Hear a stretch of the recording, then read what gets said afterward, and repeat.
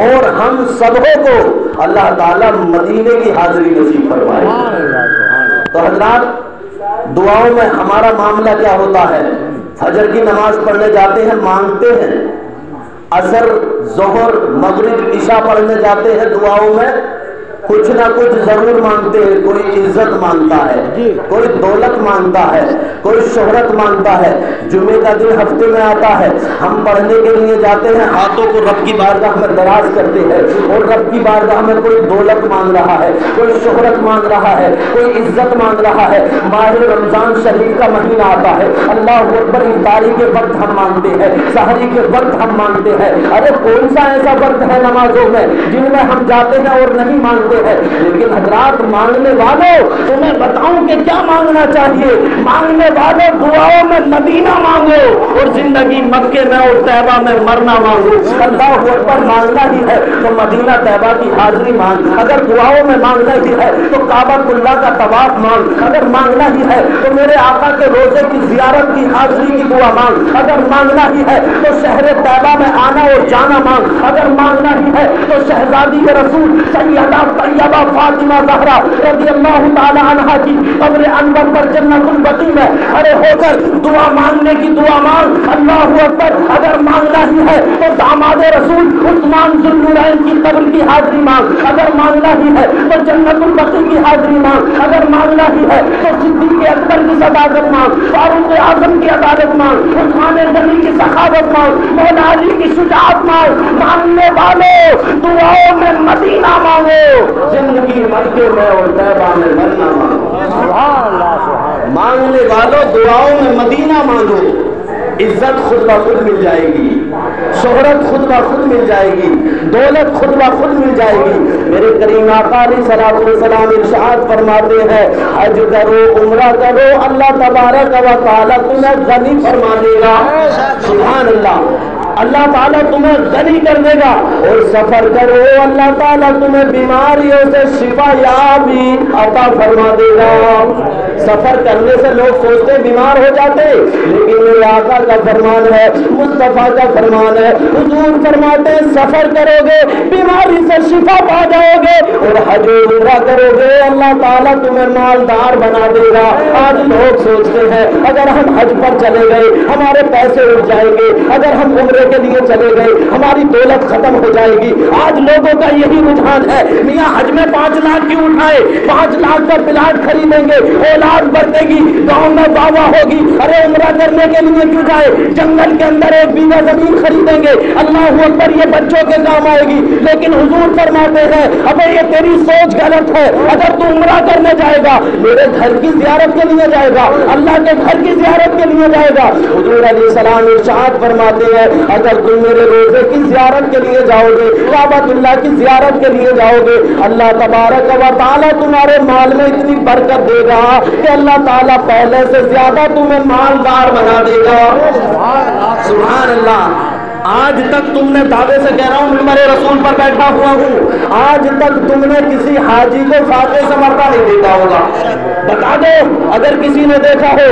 بلکہ الحمدللہ جتنے حاجی دیکھے ہوں گے، جتنا عمرہ کرنے والے دیکھے ہوں گے، اللہ تبارک و تعالیٰ پہلے سے زیادہ انہیں عزت بھی عطا فرما دیتا ہے اور دولت بھی عطا فرما دیتا ہے۔ اسی لیے جو ایک بار چلا جاتا ہے نا، اللہ کی عزت کی قسم بار بار جاتا ہے۔ کتنے لوگ ہیں ایک بار چلے گئے، کوئی 2 بار چلا گیا، کوئی 3 بار چلا گیا، اللہ کی عزت کی قسم اللہ تبارک و تعالیٰ اپنے بندے کے دل میں اپنے گھر کی محبت پیدا فرما دیتا ہے۔ اللہ اکبر۔ حضور فرماتے کہ اللہ کی رحمتوں کا نزول تو ہوتا ہے، ہر جگہ ہوتا ہے، لیکن پتہ نہیں کس وقت ہوتا ہے۔ یہ محفل ہم نے سجائی ہے، اللہ کی رحمتیں برس رہی ہیں، لیکن پتہ نہیں کس لمحے میں کس وقت برس رہی ہیں۔ لیکن حضور فرماتے ہیں جب کوئی کعبۃ اللہ کا طواف کرتا ہے اللہ کے گھر پر، اللہ اکبر، حضور فرماتے 120 رحمتیں روزانہ نازل ہوتی ہیں۔ اللہ کے گھر کعبے پر 120 رحمتیں روزانہ برستی ہیں، روزانہ نازل ہوتی ہیں۔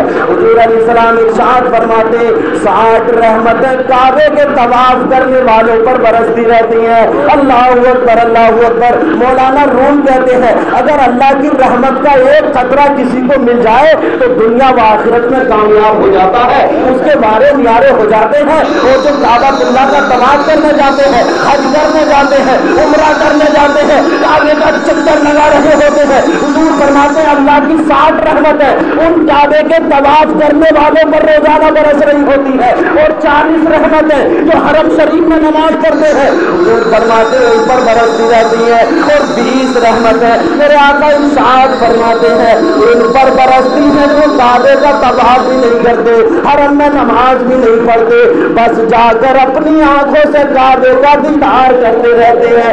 اللہ کی 20 رحمت ہے ان لوگوں پر بھی نازل ہو جاتی ہے۔ اللہ اکبر حضرات، یہی تو معاملہ ہے۔ ارے وہاں ہم پیسہ خرچ کرتے جاتے ہیں، وہاں نیکیاں کمانے جاتے ہیں، اللہ کی رحمتیں لوٹنے جایا کرتے ہیں۔ ایک نماز اگر تم اپنے گھر کے اندر پڑھو گے تو ایک نماز کا ثواب ملے گا، اپنی بستی کی مسجد میں چلے جاؤ گے تو جماعت سے اگر پڑھو گے تو 27 نمازوں کا ثواب ملے گا۔ لیکن میرے آقا فرماتے اگر کوئی مدینہ آ جائے اور میری مسجد نبوی میں ایک وقت کی نماز پڑھے گا تو اللہ تعالیٰ اسے 50,000 نمازوں کا ثواب عطا فرماتا ہے۔ سبحان اللہ سبحان اللہ۔ حضور فرماتے اگر وہ میرا غلام کعبۃ اللہ میں چلا جائے، اللہ کے گھر میں چلا جائے، بیت اللہ میں چلا جائے، حرم شریف میں چلا جائے اور کعبے میں جا کر ایک وقت کی نماز پڑھے گا تو حضور فرماتے اللہ تعالیٰ اسے 1,00,000 نمازوں کا ثواب عطا فرمائے گا۔ سبحان اللہ سبحان اللہ۔ تو اسی لیے تو جاتے ہیں ہم اللہ کی رحمت لوٹا کرتی ہے، وہاں جاتے بیڑا پار ہو جاتا ہے جو وہاں چلا جاتا ہے۔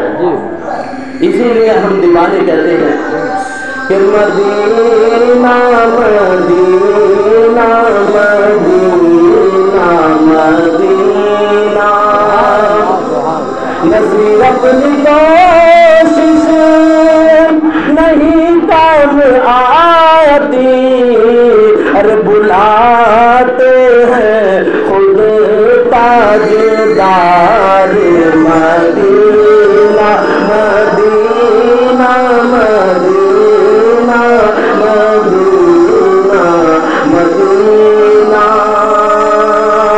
تو حضرات وہاں تو الحمدللہ جو پہنچ جاتا ہے اللہ تبارک و تعالیٰ اس کے گناہوں کو معاف فرما دیتا ہے، لیکن شرط یہ ہے کہ یہاں کی باتیں یہی چھوڑ کے جائے، وہاں جا کے حساب نہ لگائے کہ بھینس نے دودھ نہ دیا ہوگا، یہ نہ سوچے کہ کھیت میں گنا کیسا ہو رہا ہوگا۔ اگر یہ باتیں سوچے گا وہاں جا کر بھی، وہاں جا کر الحمدللہ ساری سوچیں یہی چھوڑ جاؤ، وہاں اللہ کی عبادت کے لیے جا رہے ہیں، ہم اللہ کی عبادت کریں، فقط اللہ اللہ کریں۔ ارے پوری زندگی یہاں سونا کتنے لوگ میں نے دیکھے وہاں الحمدللہ جوانی میں جانا چاہیے، جو لوگ وہاں جوانی میں جاتے ہیں پھر وہ اللہ کے فریضے کو پورا ادا کرتے ہیں، اور جو بڑھاپے میں جاتے ہیں زیادہ بڑھاپا آ جائے ہم سب بھیجتے ہیں اپنے ماں باپ کو، ابھی تو الحمدللہ طاقت ہے ان کے اندر ماشاءاللہ، یہ ابھی صحت مند ہیں، لیکن کچھ لوگ ایسے جاتے ہیں جن سے کھڑا بھی نہیں ہوا جاتا، جن سے مسجد تک محلے کی نہ جایا جاتا، انہیں لوگ حج پر اور عمرے پر بھیجتے ہیں۔ میں منع نہیں کرتا نہ بھیجو، لیکن میں یہ کہتا ہوں کہ بڑھاپے میں جہاں بھیجنا یار اس وقت بھیجو جب اس کی ٹانگوں میں جان لو، وہاں جا کر چلنا پڑتا ہے، ایسے وہاں جا کر سکون سے نہیں بیٹھا جاتا، وہاں بڑی محنت ہے، بڑی مشقت ہے، اچھے اچھے پہلوانوں کو پسینے آ جاتے ہیں۔ کعبے کا طواف کرنا آسان نہیں ہے، صفا مروہ پر دوڑنا اتنا آسان نہیں ہے، ہجوم ہے، وہاں پبلک ہے، وہاں بھیڑ ہے، لوگوں کے ہجوم کو دیکھ کر، بھیڑ کو دیکھ کر لوگ اپنے گروہوں میں پڑے رہتے، جو ضعیف ہوتے اگر گر گیا تو اٹھانے سے جائے